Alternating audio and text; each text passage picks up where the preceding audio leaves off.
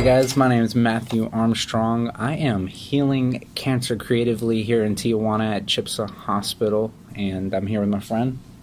So my name is Russell Weatherspoon. I'm also here at CHIPSA Hospital in Tijuana, Mexico, and healing my cancer naturally as well.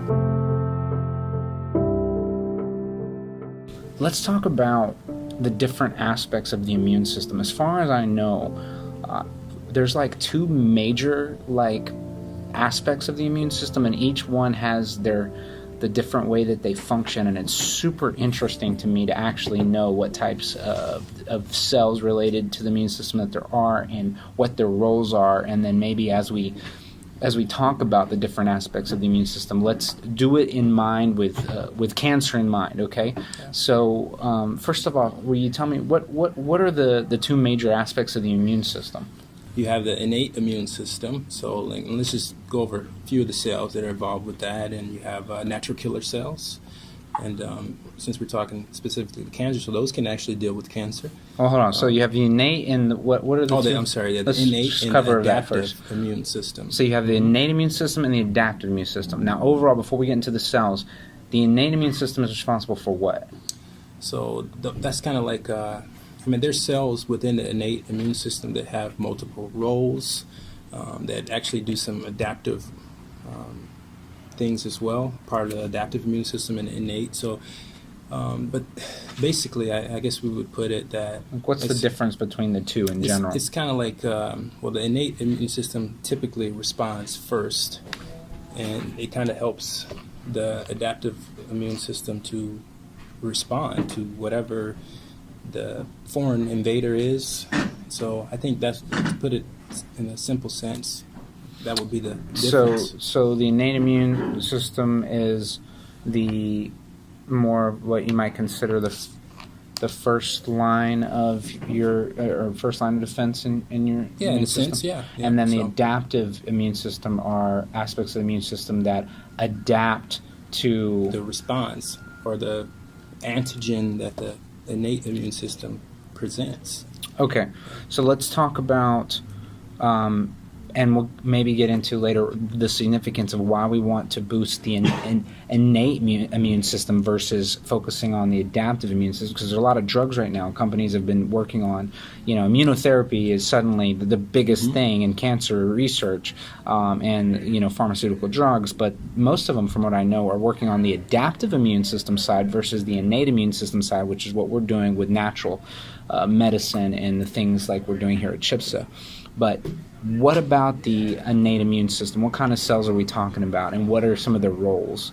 Yeah, let's talk about the dendritic cells in particular.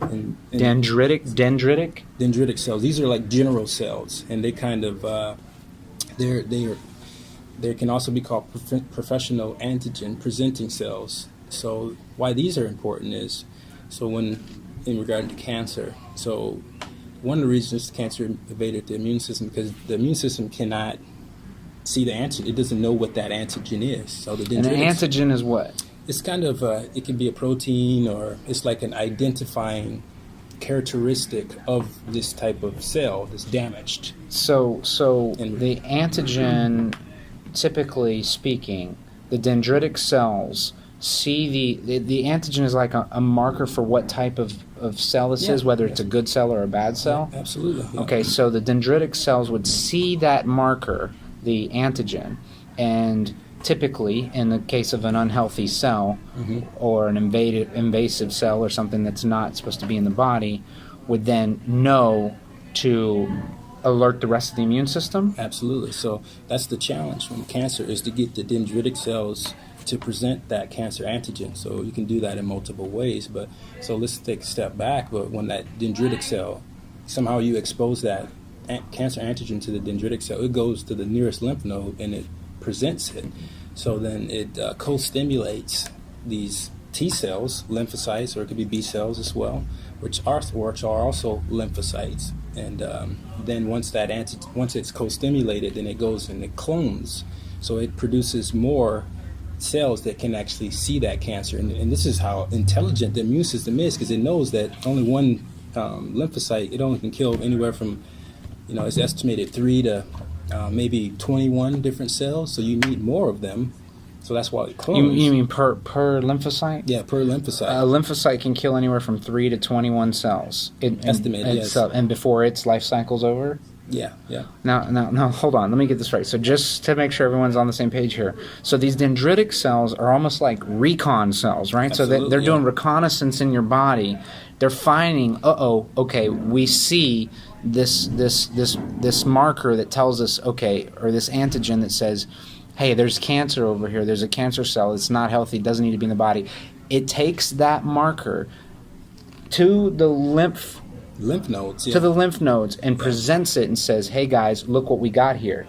That then signals we need these other immune cells because we got to go get this thing. Yeah. Is that right? Absolutely, yeah. Okay. And this is all still part of the innate immune system. Yeah. So the dendritic cells, basically they go to the wounded site or the damaged area, and like if I got a cut, if I got a cut on my hand, is it dendritic cells that help to signal? It's going to be one of the antigen presenting cells. So like we were talking, so professional or dendritic. So macrophage can be professional antigen presenting cell. A B cell is a semi-professional. So, but one of those are going to do the job. So, and the tissue actually helps, call the right help that's needed. So that's why the tissue has to be healthy. I know we talked about that a little bit in the last video. Yeah. So you got dendritic cells. What's another type of cell in the innate immune system? Macrophages. Macrophages. Now these things are absolutely mind-blowing to me. Yeah. Okay, these macrophages, like if you've never seen this before, you should look up like a video of macrophages because these jokers literally they'll come to whatever it is, bacteria or a virus or something, right? Completely engulf it, just like a blob, and they digest it, right? They eat they eat the bad stuff. Yeah. Is that right? Yeah, and excrete it. And, so these macrophages, in the case of cancer, could actually they could kill the cancer. Absolutely. By actually eating the cancer cells, right? So macrophages are another type. Then, so what else we have in there? We have leukocytes. So you got your neutrophils in that category as well. So those are primarily bacteria fighting. So it's not really related to cancer. But now when we talk about, there's materials you can put in your body to help your neutrophils to fight against cancer as well. But they're normally not cancer fighters. So like one of those materials is beta glucan. So hold on though. So neutrophils. They're a type. They're part of the innate immune system, and these are specific immune cells that go after bacteria. They're the number one line of defense when it comes to bacteria. Absolutely. Yeah. Isn't that interesting that your immune system has specific types of cells for things? What's another? What's the one that we were talking about earlier that also does like this parasites and primarily? I always have a hard time pronouncing this, but it's like eosinophil, and there's basophils. Basophils. Yeah. Mm-hmm. And those deal with, we're talking about parasites and whatnot. So, I mean, it's... and those are immune cells that specifically are there to help get rid parasites, of parasites in your body. Yeah. One of the functions. Yeah, so... but, we were talking about the neutrophils. They're primarily bacteria-fighting cells, but with the beta-glucans, they can actually be a part of the battle with cancer because of antibody responses from B cells or marking those cancer cells. Okay, you just threw out another cell. What's a B cell? So that's a part of the adaptive immune system. A B cell is? Yes. Is there any more innate immune cells we should talk about before we jump into adaptive? Those are the ones that probably most important when we're talking about with cancer. So. Okay, so let's talk now. Let's jump into adaptive. Yeah, so this is where your B cells would fall under here is lymphocytes. So then we're talking about that innate immune system can help stimulate that adaptive immune system to actually make an immune response. So that's... so a lymphocyte is part of the adaptive immune system? Yeah, so lymphocytes... So this is where it gets a little tricky because you do have lymphocytes that are adaptive and you have lymphocytes that are innate. So now we're talking about adaptive immune system. So primarily your T cells and B cells. What does a T cell do? What's a T cell? So actually, I have a T cell related cancer. So lymphocytes, and T cells. So you have CD4, which are helper T cells, and CD8 and suppressor T cells. So they fight cancer as well. So viruses as well. So when your lymphocytes get too low, I mean, you can become susceptible to all types of viruses. So that's one of the reasons why you want those numbers to be in a normal range and to be healthy. So a T cell is a type of lymphocyte that your immune system calls, your innate immune system helps stimulate or calls to order when it's needed, right? Yeah, and it has to be co-stimulated, by an antigen-presenting cell, in particular cancer. Co-stimulated? Yeah. What does that mean? That could take us a long Okay, time well, to go through I mean, that. I'm like, give it to me simple. Let's break it down real easy here. Yeah. What we're talking about is that you got to get not just one thing, but like two things. So we got a co-stimulant, right? Co-stimulant. So like you have like the co-stimulant just means like you have the earlier, like we were talking about, the antigen, or what was it, the kind of cell that the dendritic cell, right? Yeah. Says, oh guys, there's a problem here. Look, I got this little piece, and I give it to to send it to these other cells to then go after them, right? Yeah. But what else? So part of the co-stimulation is the signal 1 and the signal 2. So you have to get both of those signals in order to get an immune response. So that's why that's important, just to put that in. Okay, so some parts of your immune system actually require two different types of signals in order to get that type of immune response. That's really what we're talking about? Yeah, the lymphocytes in particular. Yeah. Lymphocytes in particular, okay. And then with the adaptive immune system, so we've got T cells, B cells. What do B cells do? Are they the same kind of thing as T cells or different? No, actually, B cells, I forget when it was, but they just recently were discovered within, I believe it was in the last 30 years or so. So we didn't even know about these. So I'm sure there are other immune cells that are out there that we haven't discovered yet. But B cells in particular, they can't kill cancer cells themselves, but they can mark them with the antibody response. Uh-oh. Yeah. That's awesome. So wait a second. So the B cells, and we were talking about this a little bit earlier today. I find this so interesting. The B cells can actually target and like mark the cancer cell as, sucker, I found you. Yeah. Right? And then once the B cell marks the cancer cell, that marker is a signal to the rest of the immune system that, we got you, it's sucker. a bad guy. You're a bad guy, and it's time for you to go. But without that B cell response, that cancer cell